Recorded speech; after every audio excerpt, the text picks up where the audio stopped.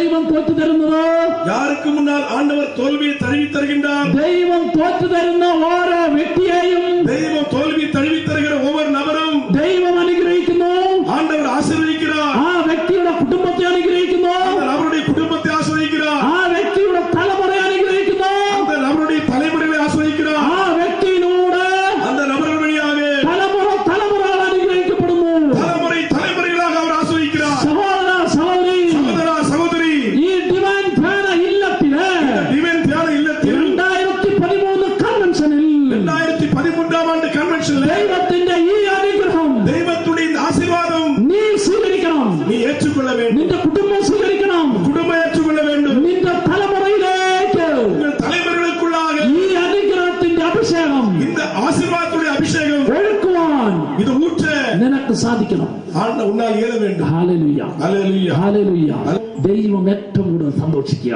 ஆண்டவர் மிக அதிகமாய் மகிழ்வது എന്റെ മുമ്പിൽ തോറ്റു തന്നു எனக்கு முன்னால் தோல்வியை தழுவி എന്നെ വിജയിപ്പിക്കുന്നതിലാണ്. என்னை வெற்றி தருகிறவராണ് നമ്മുടെ ദൈവം நம்முடைய ஆண்டவர். തോൽക്കുന്ന ദൈവമല്ല, தோற்று போகிற தேவன் തോൽപ്പി തരുന്ന ദൈവമാണ്. நமக்காக தோல்வியை தழுவுகின்ற தெய்வம் നമ്മുടെ ദൈവം நம்முடைய ஆண்டவர். തോൽപ്പിക്കുന്ന ദൈവമല്ല, நம்மை தோற்பிக்கின்ற ஆண்டவர் அல்ல, വിജയം തരുന്ന ദൈവം. நமக்கு வெற்றி தருகின்றவர். ആ ദൈവം നൽകുന്ന அந்த ஆண்டவர் தருகின்ற വിജയം സ്വീകരിക്കണമെങ്കിൽ, வெற்றியை பெற்றுக்கொள்ள வேண்டும் என்று എന്റെ മുമ്പിൽ எனக்கு முன்னால் ദൈവം തോറ്റു തരണമെങ്കിൽ ஆண்டவர் தோல்வியை தர வேண்டும். എന്റെ ഹൃദയം വിശുദ്ധീകരിക്കപ്പെടണം, என் இதயம் தூய்மையாகப்பட வேண்டும். ശരീരം വിശുദ്ധീകരിക്കപ്പെടണം, உடல் பரிசுத்தமாகப்பட வேண்டும். ജീവിതം വിശുദ്ധീകരിക്കപ്പെടണം. வாழ்க்கையை தூய்மையாக வேண்டும். ഇപ്രകാരമുള്ള இப்படியாக உள்ள വ്യക്തിയുടെ நபருடைய ജീവിതത്തിലേക്ക് வாழ்க்கைக்குள்ளாக ദൈവത്തിന്റെ ആത്മാവ് ஆண்டுடைய ஆவி നിറയുന്നു. நிறைந்து അവരുടെ ശരീരത്തിലെ உடலிலே രോഗം, വ്യാധി, അനേക രോഗികളെ அநேக நோயாளிகளை സുഖപ്പെടുത്താൻ, അനേകം പാപികളെ அநேக பாவிகளை മാനസാന്തരപ്പെടുത്താൻ, மனமாற்ற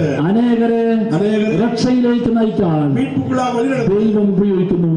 കർത്താവേ, കർത്താവേ, അതിനെ സഹായിക്കണമേ, അതിനെ ശക്തിപ്പെടുത്തണമേ, അതിനെ അഭിഷേകം ചെയ്യണമേ.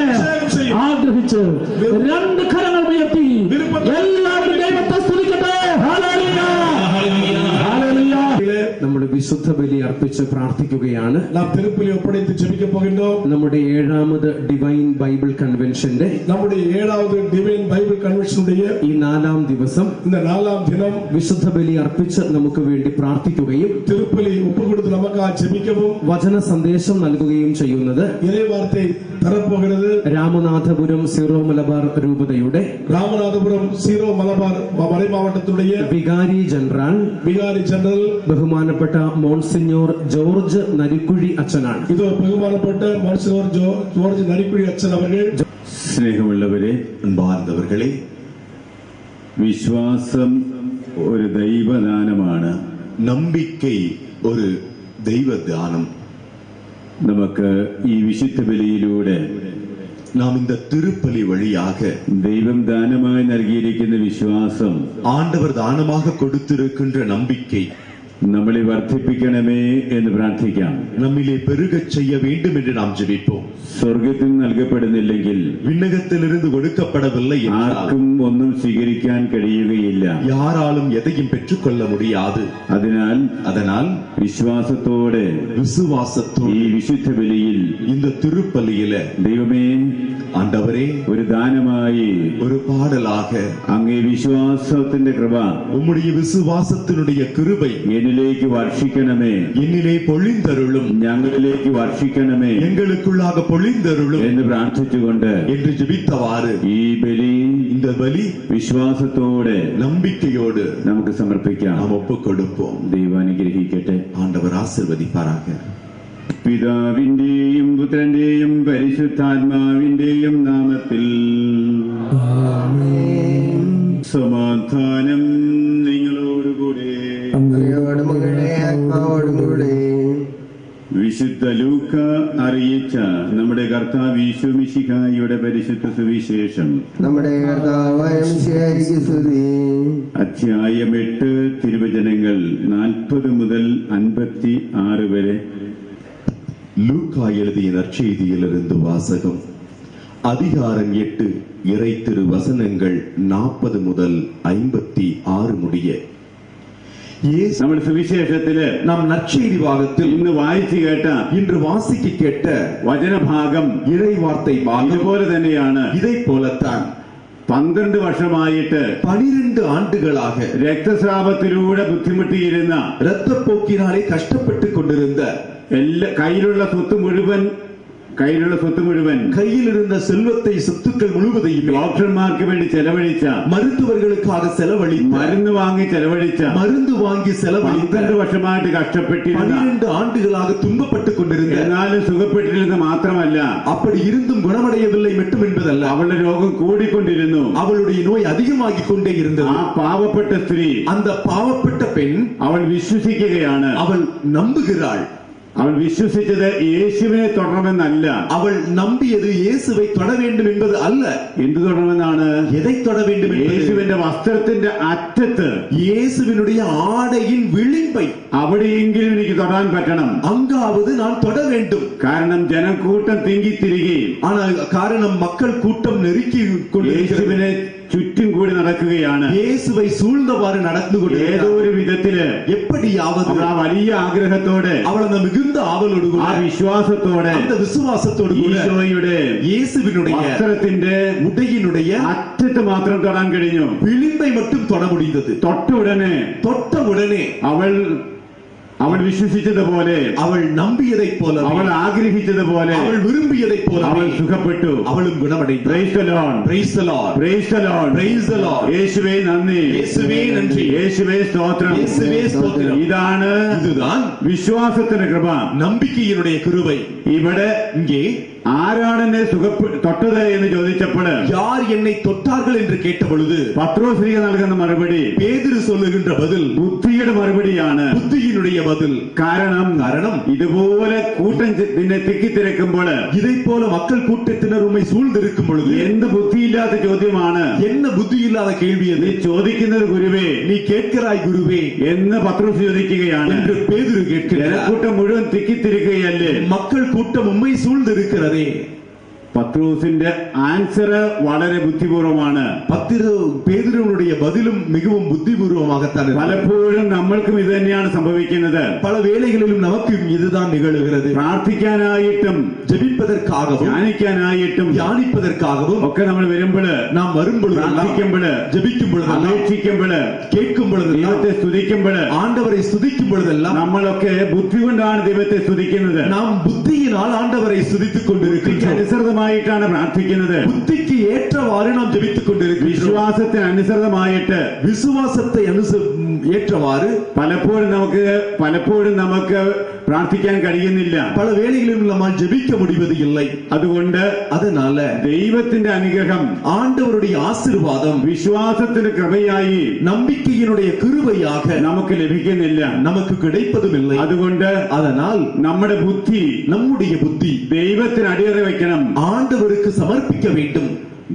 വിശ്വാസത്തിന്റെ തലം എന്ന് പറയുന്നത്, വിശ്വാസത്തിനുடைய തലം എന്ന് ചൊല്ലപ്പെടുന്നത് ബുദ്ധിക്ക് അതീതമാണ്, ബുദ്ധിക്ക് അപ്പാർപ്പെട്ടത്, ബുദ്ധിക്ക് ഉയർന്നതാണ്, ബുദ്ധിക്ക് ഉയർന്നത്. അത് ദൈവത്തോളം എത്തേണ്ടതാണ്, അത് കടവുകളോട് നിൽക്ക അത് വേണ്ടിയത്, സ്വർഗത്തോളം എത്തുന്നതാണ്, അത് വിണ്ണകത്തോട് നിൽക്ക വേണ്ടിയത്. അപ്പോൾ മാത്രമാണ് അപ്പോഴത് മറ്റുംതാൻ നമുക്ക് പ്രാർത്ഥിക്കുന്നതിന് ദൈവാനുഗ്രഹം ലഭിക്കുക, നാം ജപിപ്പதற்கு ഇறை ആശീർ கிடைக்கின்றது.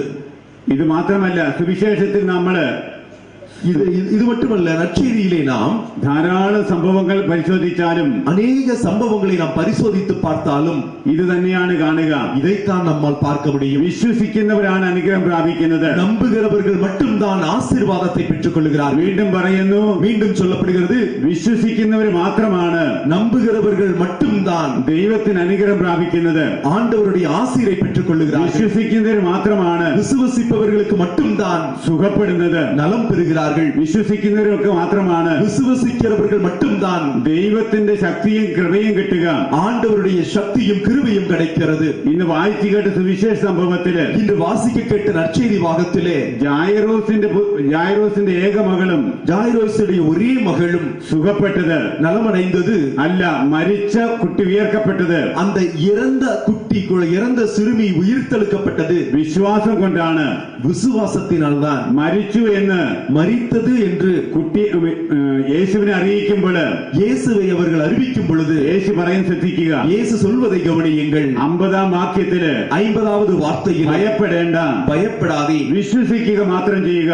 நீங்கள் அஞ்சாதீர்கள், நீங்கள் நம்பிக்கையோடு மட்டும் இருங்கள். വിശ്വസിക്കുക മാത്രം ചെയ്യുക. நம்பிக்கையோடு மட்டும் இருங்கள். വിശ്വസിക്കുക മാത്രം ചെയ്യുക. நம்பிக்கையோடு மட்டும் இருங்கள். നമുക്ക് എല്ലാവർക്കും ആവർത്തിക്കാം. நாம் அனைவரும் அதை ஏற்றுச் சொல்லுவோம். വിശ്വസിക്കുക മാത്രം ചെയ്യുക. நம்பிக்கையோடு மட்டும் இருங்கள். വിശ്വാസത്തിലൂടെ മാത്രമാണ് நம்பிக்கையில் மட்டும்தான் ദൈവാനുഗ്രഹം നമ്മൾ മേടിക്കുന്നത്. இறை ஆசீரை நாம் பெற்றுக் கொள்ளுகிறோம். യേശുവേ നന്ദി, இயேசுவே நன்றி, യേശുവേ സ്തോത്രം, இயேசுவே ஸ்தோத்திரம், യേശുവേ സ്തോത്രം, இயேசுவே ஸ்தோத்திரம். വിശുദ്ധ പത്രോസ്ലീഹ புனித பேதுருவடிகளார் യേശുവിനോടൊപ്പം തന്നെ இயேசுவோடு கூடவே വെള്ളത്തിലൂടെ നടക്കാൻ തുടങ്ങി. தண்ணீர் மேலே நடக்க ஆரம்பித்தார். നമുക്കറിയാം ഈ വർഷം വിശ്വാസ വർഷമാണ്. நமக்கு தெரியும் இந்த ஆண்டு நம்பிக்கையின் ஆண்டு. വിശ്വാസ വർഷത്തിന്റെ എംബളമായിട്ട് நம்பிக்கை ஆண்டினுடைய எம்பளமாக സ്വീകരിച്ചിരിക്കുന്നത് நாம் பெற்றுக்கொண்டிருப்பது இயேசு പത്രോസിനെ பேதுருவை വെള്ളത്തിൽ നിന്നും കൈകൊടുത്ത് ഏൽപ്പിക്കുന്നത്, தண்ணீரிலிருந்து கை கொடுத்து ஏற்றுவதை, ആ സംഭവമാണ് அந்த சம்பவத்தை தான் ഇവിടെ സൂചിപ്പിക്കുന്നത്. இங்கே நாம் காண்பிக்கின்றோம். ഈശോ രാത്രിയിലൂടെ നടന്നു വരികയായിരുന്നു. இயேசு இரவின் வழியாக நடந்து கொண்டிருந்தார். ശിഷ്യഗണം കടലിലായിരുന്നു. சீடர்கள் கடலிலே இருந்தார்கள். കടൽ പ്രക്ഷോഭിച്ചു. கடல் புயலடித்தது. അവർ ഭയപ്പെട്ടു. அவர்களும் பயந்தார்கள். യേശു ഒരു സഹായത്തിനെത്തി. இயேசுவிற்கு உதவியிடம் வந்தார்கள். ആദ്യം ഭൂതമാണെന്ന് കരുതി முதல் பேய் என்று நினைத்தார்கள். അപ്പോൾ യേശു പറഞ്ഞു, அப்பொழுது இயேசு சொன்னார், ഭയപ്പെടേണ്ട, அஞ்சாதீர்கள், ഞാനാണിത്. நான் தான். നീയാണെങ്കിൽ, நீ என்றால் ഞാൻ വെള്ളത്തിന് കൂടെ നിന്റെ അടുത്തേക്ക് വരട്ടെ, நான் தண்ணீரின் மீது உம்மிடம் நான் வரட்டுமா എന്ന് പത്രോസ് ആവശ്യപ്പെട്ടു. என்று பேதுரு கேட்டார். വരാനായിട്ട് ഈശോ ആവശ്യപ്പെടുന്നു. வா என்று இயேசுவும் சொல்லுகிறார். യേശുവിന്റെ അടുത്തേക്ക് പത്രോസ് എല്ലാം മറന്ന് നടക്കുകയാണ്. இயேசுவிடம் பேதுரு அனைத்தையும் மறந்து நடந்து கொண்டிருக்கிறார். കുറച്ചു കഴിഞ്ഞപ്പോൾ, சிறிது ஆனது பொழுது, ഏതാനും സ്റ്റെപ്പുകൾ മുന്നോട്ട് വെച്ചപ്പോൾ, சில படி அதிகமாக வைத்த பொழுது പത്രോസ് തിരിച്ചറിഞ്ഞു. பேதுரு அறிந்து கொண்டார். കടൽ പ്രക്ഷോഭിച്ചതാണ്. கடல் புயல் அடித்துக் கொண்டிருக்கிறது. തിരമാലയാണ്.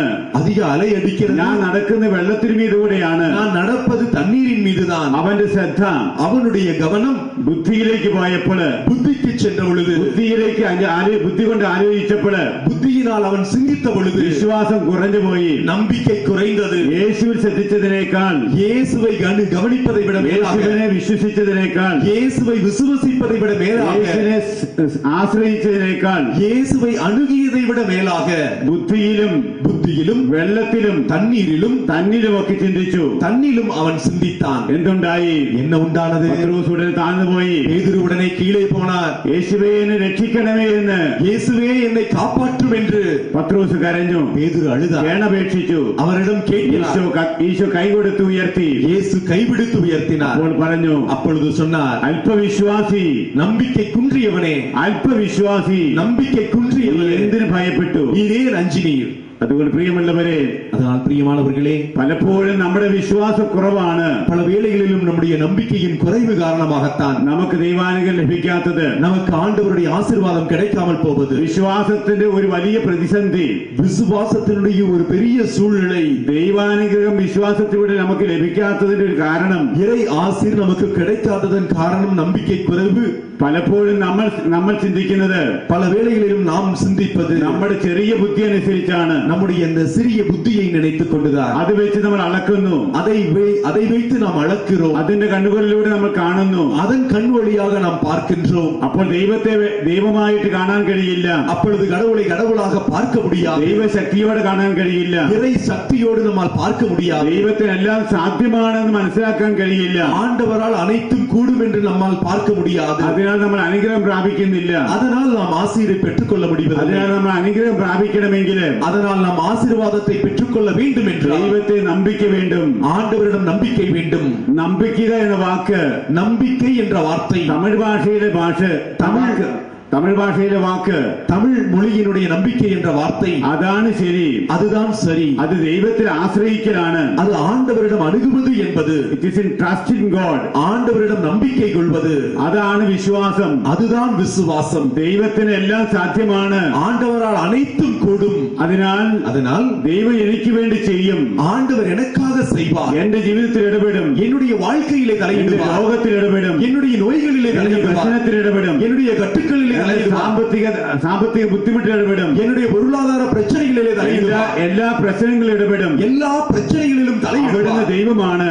அவர் ஆண்டவராய் അവിടെ സ്നേഹമുള്ളവനാണ്. அவர் அன்புள்ளவராய் இருக்கிறார். സ്നേഹം തന്നെയാണ്. அன்பாகவே இருக்கிறார். കരുണയുള്ളവനാണ്. இரக்கமுள்ளவராக இருக்கிறார். അവൻ എന്റെ കാര്യത്തിൽ ശ്രദ്ധാലുവാണ്. அவர் என்னுடைய காரியத்தில் கவனமுள்ளவராய் இருக்கிறார். ദൈവം എന്റെ അപ്പച്ചനാണ്. ஆண்டவர் என் தந்தையாய் இருக்கிறார். ഞാൻ ദൈവത്തിന്റെ മകനാണ്. ஆண்டவருக்கு நான் பிள்ளையாய் ഞാൻ இருக்கிறேன். ദൈവത്തിന്റെ മകളാണ്. ஆண்டவருக்கு நான் மகளாக അതിനാൽ இருக்கிறேன். ദൈവം എനിക്ക് വേണ്ടി ചെയ്യും. அதனால் ஆண்டவர் எனக்கு செய்வார். ഈ ബോധ്യമാണ് இந்த ஒரு உணர்வுதான் വിശ്വാസം. விசுவாசம். വിശ്വാസത്തിന്റെ കൃപ നമുക്കുണ്ടാകട്ടെ. நம்பிக்கையின் உணர்வு நமக்கு இருக்கட்டும். വിശ്വാസത്തിന്റെ കൃപ നമുക്കുണ്ടാകട്ടെ. விசுவாசத்தினுடைய கிருபை நமக்கு இருக்கட்டும். ഹല്ലേലൂയ, ஹalleluya, ഹല്ലേലൂയ, ஹalleluya, ഹല്ലേലൂയ, ஹalleluya, ഹല്ലേലൂയ, ஹalleluya. മറിയം, மரியாள், മറിയം, കന്യകാ മറിയം கன்னி மரியாள் വിശ്വാസത്തിലൂടെ விசுவாசத்தின் வழியாக അനുഗ്രഹിക്കപ്പെട്ടവളാണ്. ஆசீர்வதிக்கப்பட்டவள். വിശ്വസിച്ച നീ விசுவசித்த நீ ഭാഗ്യവതി.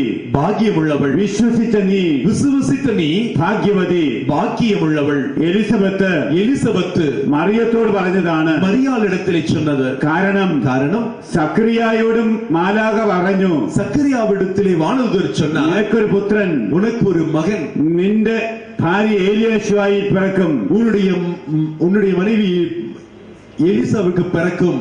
പക്ഷേ ஆனால் സക്രിയാക്ക് വിശ്വസിക്കാൻ കഴിഞ്ഞില്ല. சக்கரியாவால் நம்ப முடியவில்லை.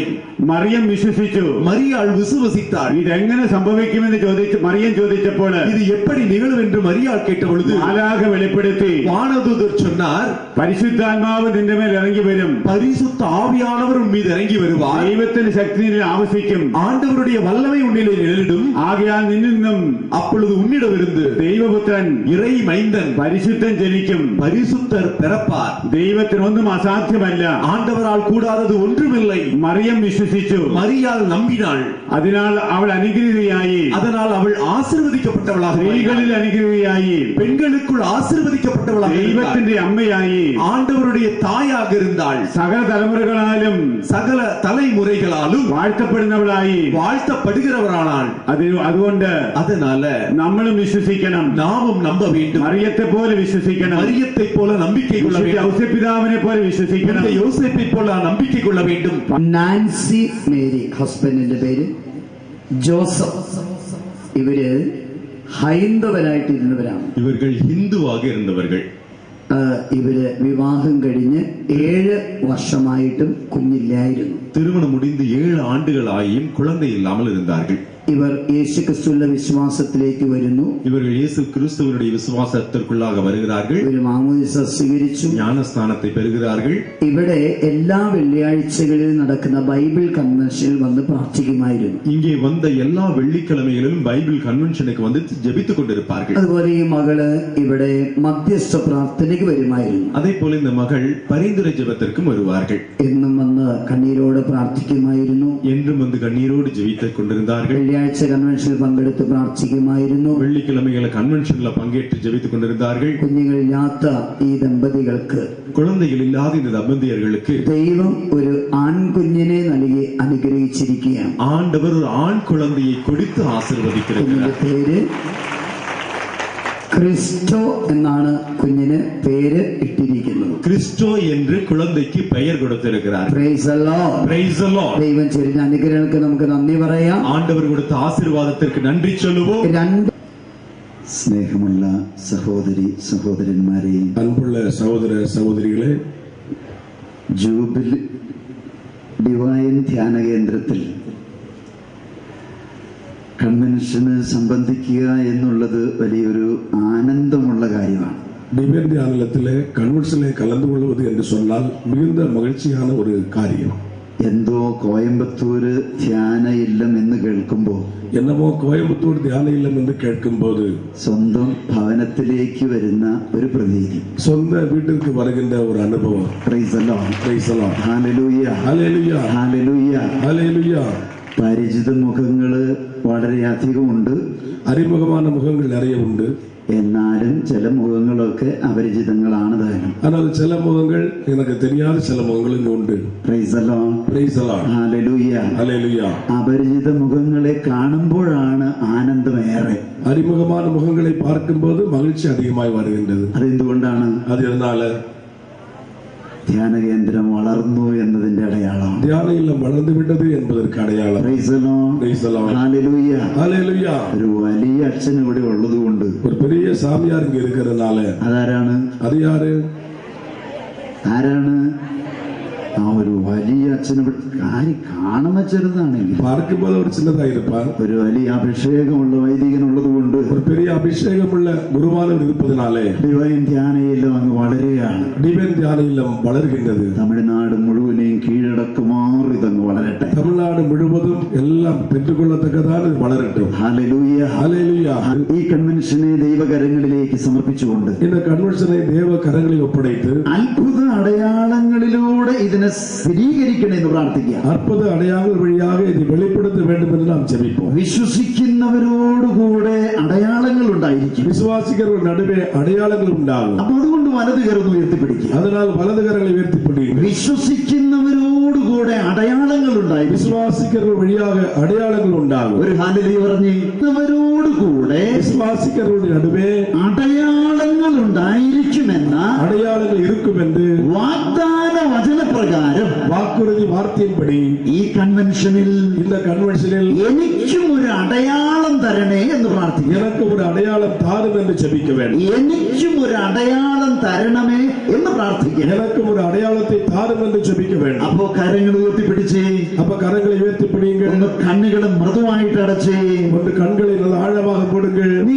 ആഗ്രഹിക്കുന്ന അടയാളം എന്താണ്? நீ விரும்புகிற அடையாளம் என்ன? നീ മനസ്സിൽ കൊതിക്കുന്ന അടയാളം എന്താണ്? நீ மனதில் ஆசைப்படுகிற அடையாளம் என்ன? അത് ഈശോയോട് പ്രാർത്ഥിച്ചുകൊണ്ട് இது இயேசு கிறிஸ்துவோடு ஜெபித்துக் கொண்டு രണ്ട് കരങ്ങൾ ഉയർത്തി ரெண்டு கரங்களை உயர்த்தி ഒന്ന് സ്വതന്ത്രമായിട്ട് സ്തുതിച്ചേ. ஒரு சுதந்திரமாய் துதிப்போம். Hallelujah, hallelujah, hallelujah. Hallelujah, hallelujah, hallelujah. സ്വരം ഉയർത്തി சத்தமா துதிப்போம். ஹல்லேலூயா, ஹல்லேலூயா, ഒരു ஹல்லேலூயா. അടയാളം തരണേ കർത്താവേ. ஒரு அடையாளம் தாரும் என்று ஜெபி. എന്റെ ശരീരത്തിൽ ഒരു അടയാളം തരണേ കർത്താവേ. என் உடலில் ஒரு அடையாளத்தை தாரும். എന്റെ കുടുംബത്തിൽ ഒരു അടയാളം തരണേ കർത്താവേ. குடும்பத்தில் ஒரு அடையாளத்தை தாரும். എന്റെ തൊഴിൽ മേഖലയിൽ ഒരു അടയാളം തരണേ என் കർത്താവേ. தொழில் இடங்களில் ஒரு அடையாளத்தை தாரும். എന്റെ ഭവനത്തിൽ ഒരു അടയാളം തരണേ കർത്താവേ. வீட்டில் ஒரு அடையாளத்தை செய்யும். എന്റെ പങ്കാളിയിൽ ഒരു അടയാളം തരണേ കർത്താവേ. பங்காளிக்குள் ஒரு அடையாளத்தை தாரும். ഈ ആലയത്തിലെ രോഗികളിൽ ഒരു അടയാളം തരണേ കർത്താവേ. ஆலயத்திலே നோയാളികൾക്കുള്ള ഒരു അടയാളത്തെ രണ്ട് താരും. കരങ്ങൾ ഉയർത്തി സ്തുതിച്ചേ. ഹല്ലേലൂയ. Hallelujah, hallelujah. ഉള്ള സഹോദരി സഹോദരന്മാരെ, அன்புள்ள சகோதர சகோதரிகளே, വിശുദ്ധ ലൂക്ക അറിയിച്ച സുവിശേഷം புனித லூக்கா எழுதிய நற்செய்தி 16 അധ്യായം 16 அதிகாரம் ആദ്യ തിരുവചനം. முதல் இறைவார்த்தை. യേശു ശിഷ്യരോട് പറഞ്ഞു, இயேசு சீடர்களிடத்திலே சொன்னார், ഒരു ധനവാന് ഒരു കാര്യസ്ഥനുണ്ടായിരുന്നു. ஒரு தனவானுக்கு ஒரு காரியக்காரன் இருந்தார். അവൻ സ്വത്ത് ദുർവ്യയം ചെയ്യുന്നുവെന്ന് അവന് ബോധ്യപ്പെട്ടു. அவன் சொத்துக்களை அழித்துக் கொண்டிருக்கிறான் என்று அவன் உணர்ந்தார். Praise the Lord. Praise the Lord. Hallelujah. Hallelujah. അപ്പോൾ യജമാനന് മനസ്സിലാകുന്നു, அப்ப எஜமான் புரிந்து கொண்டார், കാര്യസ്ഥൻ സ്വത്ത് ദുർവ്യയം ചെയ്തിരിക്കുന്നു. இந்த காரியஸ்தன் சொத்துக்களை மோசமாக பயன்படுத்தியிருக்கின்றான். Praise the Lord. Praise the Lord. എന്ത് ചെയ്തിരിക്കുന്നു കാര്യസ്ഥൻ? காரியஸ்தன் என்ன செய்திருக்கின்றான்? சொத்துக்களை எல்லாம் ദുർവ്യയം ചെയ്തിരിക്കുന്നു. வீணாக செலவழித்திருக்கிறான். Praise the Lord. Praise the Lord. എന്താണ് കാര്യസ്ഥന്റെ ദുർവ്യയം? அந்த காரியஸ்தன் செய்த வீணான செலவு என்ன?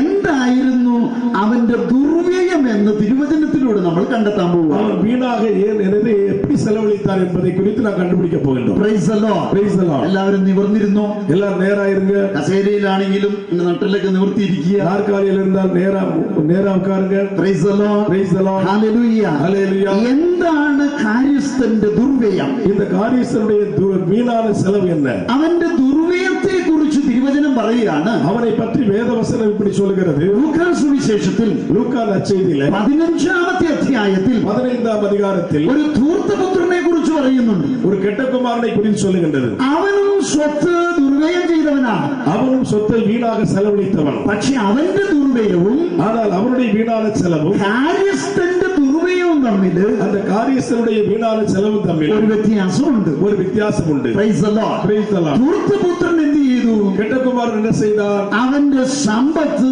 അവൻ ദുർവ്യയം ചെയ്തു. அவன் சொத்தை மோசமாக அவன் பயன்படுத்தினான். അവനത് നശിപ്പിച്ചു കളഞ്ഞു. அவன் அதை அழித்து விட்டான். സ്വത്ത് നശിപ്പിച്ചതാണ് ധൂർത്തപുത്രന്റെ ദുർവ്യയം. இந்த சொத்தை எல்லாம் அழித்து போட்டதுதான் அந்த கெட்ட குமாரனுடைய வீணான செலவு. എന്നാൽ കാര്യസ്ഥന്റെ ദുർവ്യയം എന്താണ്? ஆனால் காரியസ്ഥனுடைய வீணான செலவு என்ன?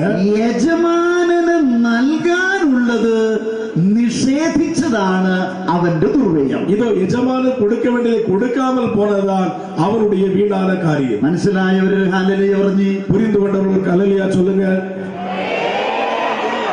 കണ്ട സുബോധം വന്നു. பாருங்க அறிவு தெளிந்தது. Praise the Lord. Praise the Lord. Hallelujah. Hallelujah. അപ്പോൾ ധൂർത്തപുത്രന്റെ ദുർവ്യയം എന്ന് പറഞ്ഞാൽ கெட்ட குமாரனுடைய வீணான செலவு என்றால் സ്വത്ത് നശിപ്പിച്ചു കളഞ്ഞതാണ്. அவன் துன்மார்க்கமாய் சொத்துக்களை அழித்து போட்டான். എന്നാൽ കാര്യസ്ഥന്റെ ദുർവ്യയം, ஆனால் காரியസ്ഥனுடைய துன்மார்க்கம் അവൻ സ്വത്ത് യജമാനന് നൽകാനുള്ളത് നൽകിയില്ല എന്നുള്ളതാണ്. அவன் எஜமான கொடுக்க வேண்டியதை கொடுக்கவில்லை என்று. Praise the Lord. Praise the Lord. Hallelujah. Hallelujah. സ്വത്തിന്റെ എല്ലാം അധികാരി യജമാനനാണ്. சொத்துக்குள்ள எல்லா அதிகாரியும் எஜமான் தான். കാര്യസ്ഥൻ എന്ത് ചെയ്യുന്നു? காரியസ്ഥன் என்ன சொன்னார்? ആ സ്വത്തെല്ലാം പല കാര്യങ്ങൾക്ക് വേണ്ടി ഉപയോഗിക്കുന്നവനാണ്. அவன் அந்த சொத்துக்களை எல்லாம் பல காரியங்களுக்காக உபயோகிக்கிறவன். യജമാനന്റെ കയ്യിൽ 10,000 രൂപയുണ്ട്. எஜமானுடைய கரத்திலே 10,000 ரூபாய் இருக்கிறது. അത് കാര്യസ്ഥനെ ഏൽപ്പിക്കുകയാണ്. அவன் அது காரியസ്ഥனுக்கு ஒப்படைக்க வேண்டும். കാര്യസ്ഥൻ എന്ത് ചെയ്യും? காரியസ്ഥன் என்ன செய்வார்? അതുകൊണ്ട് കൃഷി നടത്തും. அதனால் அதை வைத்து விவசாயம் செய்வார். അല്ലെങ്കിൽ அது പലിശയ്ക്ക് കൊടുക്കും. இல்லை என்றால் அதை வட்டி கொடுப்பார். ആ 10,000 രൂപയ്ക്ക് அந்த 10,000 ரூபாய்க்கு ഒരു 100 രൂപ പലിശ കിട്ടിയാൽ ஒரு 100 ரூபாய் வட்டி கிடைத்தால் 10 രൂപ യജമാനന് കൊടുത്താൽ മതി. இதோ அதுல 10 ரூபாய் எஜமான கொடுத்தால் போதும். ബാക്കി 90 മാർക്ക് എടുക്കാം. மீதி 90 யார் எடுக்கலாம்? சத்தமா சொல்லுங்க. ആർക്കെടുക്കാം? யார் எடுக்கலாம்? Praise the Lord. Praise the Lord. അപ്പൊ കാര്യസ്ഥൻ ശമ്പളമില്ലാത്തവനാണ്. அப்ப காரியസ്ഥன் வந்து சம்பளம் இல்லாதவன். Praise the Lord. Praise the Lord. ചിലരിങ്ങനെ ഉറങ്ങണ പോലെ ഒരു തോന്നൽ വരിക. பாருங்க சில ஆளுங்க தூங்குறது மாதிரி எனக்கு தெரியுது. Praise the Lord. Praise the Lord. Hallelujah. Hallelujah. ഒന്നുകൂടി മറന്നു വരുത്തി ഹല്ലേലൂയ. வலதுகையில எடுத்து அல்லேலூயா சொல்லுங்க. ഒരുമിച്ച് ഹല്ലേലൂയ. அல்லேலூயா. അത് മതി. ഇനി കൈ താഴ്ത്തി. கொஞ்சம் கையை கீழே போடுங்க. Praise the Lord. Praise the Lord. അപ്പോൾ കാര്യസ്ഥന് ശമ്പളമില്ല. அப்ப காரியസ്ഥனுக்கு சம்பளம் இல்லை. പിന്നെ എന്തു മാത്രമേ ഉള്ളൂ? வேற என்ன இருக்கு? അവൻ ചെയ്യുന്ന ജോലിയിൽ നിന്നുകൊണ്ട് அவன் செய்கின்ற வேலையில் இருந்து கொண்டு പണത്തിന്റെ ഒരു പങ്ക്, பணத்தினுடைய ஒரு பகுதி, സമ്പത്തിന്റെ ഒരു പങ്ക്, சொத்துல ஒரு பகுதி, തൊഴിലിന്റെ ഒരു പങ്ക്, தொழிலில ஒரு பகுதி, ഇതാണ് അവന് ലഭിക്കുക. இதுதான் அவனுக்கு கிடைக்கும். എന്നാൽ യജമാനുള്ളത് എപ്പോഴും അവൻ നൽകിക്കൊണ്ടിരിക്കും. ஆனால் எஜமானுக்கு இருக்கிறது எப்போதும் அவர் கொடுத்து கொண்டிருக்க வேண்டும். ഈ കാര്യസ്ഥന്റെ ദുർവ്യയം എന്താണ്? இந்த காரியസ്ഥனுடைய வீணான காரியம் യജമാനന് നൽകാനുള്ളത് പോലും അവൻ നിഷേധിച്ചിരിക്കുന്നു. எஜமானருக்குள்ள கொடுக்கிறது கூட அவன் கொடுக்காம இருக்கிறான். Praise the Lord. Praise the Lord. Hallelujah. Hallelujah. അപ്പോൾ യജമാനന് ന്യായമായിട്ടുള്ളത് നൽകിയില്ല എന്നുള്ളതാണ് കാര്യസ്ഥന്റെ ദുർവ്യയം. பிரியமானவர்களே, அந்த எஜமானர் கொடுக்க வேண்டியதை கொடுக்காமல் போனதால் காரியസ്ഥனுடைய துன்மார்க்கம். Praise the Lord. Praise the Lord. നല്ല ശക്തിയോടെ പറഞ്ഞു. Praise the Lord. அல்லேலூயா சொல்லுங்க. Hallelujah. Hallelujah. Hallelujah. Hallelujah. Hallelujah. Hallelujah. അപ്പോൾ പ്രിയമുള്ള സഹോദരങ്ങളെ, அப்பொழுது பிரியமுள்ள சகோதரர்களே, കാര്യസ്ഥൻ തന്റെ യജമാനന് தன்னுடைய எஜமானனை നൽകുവാനുള്ളത് தரக்கூடியதை നൽകുക എന്നുള്ളതാണ് கொடுக்க வேண்டும் என்பதுதான் തിരുവചനത്തിന്റെ സന്ദേശം. இறைவார்த்தையுடைய செய்தி. ഇതിനെ മറ്റൊരു രീതിയിൽ നാം ഒന്ന് മനസ്സിലാക്കുന്നു. இதை வேறு ஒரு விதமாக புரிந்து கொள்ளலாம். അത് പൂർവ്വപിതാവായ അബ്രാഹത്തിനെ കുറിച്ചാണ്. அது நம்முடைய முற்பிதாவான அபிரகாமை பற்றி. Praise the Lord. Praise the Lord. Hallelujah. Hallelujah. Hallelujah. Hallelujah. പൂർവ്വപിതാവായ അബ്രാഹത്തിന് நம்முடைய முற்பிதாவான அபிரகாமுக்கு അവന്റെ വയസ്സുകാലത്ത് ഒരു പുത്രൻ ജനിച്ചു. அவருடைய வயசு காலத்திலே ஒரு குமாரன் பிறந்தான். Praise the Lord. Praise the Lord. ആ മകനെ കുറിച്ച് ദൈവം പറഞ്ഞു കൊടുത്തു. அந்த மகனை குறித்து ஆண்டவர் சொல்லிக் கொடுத்தார்.